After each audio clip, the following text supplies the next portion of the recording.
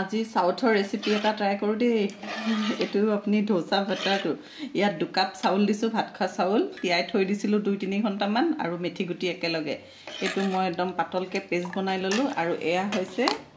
আমাৰ এটো যেটো মাটি দাইল লোকেল মাটি দাইলটো মই সাউথৰটো নহয় দে এটো আমাৰ কুলা যেটো বাকলি থকা মাটি দাইলটো হেতু 2 কাপ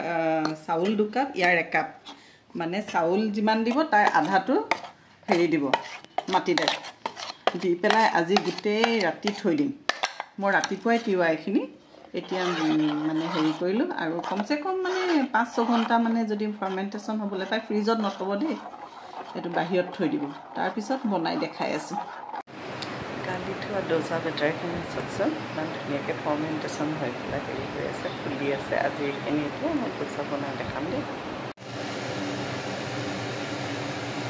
এয়া ডোসা বনাই আছো দেই ভগৱান জানে আৰু কি হয় চাই থাকক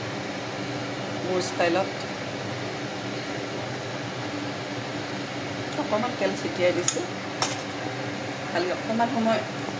ইণ্টেজাৰ কৰিব লাগিব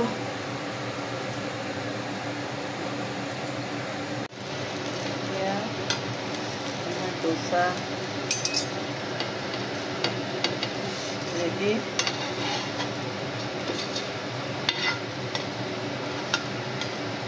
মোৰ ডোসা ৰেডি দে ৰাইজ আজি আমি ব্ৰেকফাষ্টত ইয়াকে খাম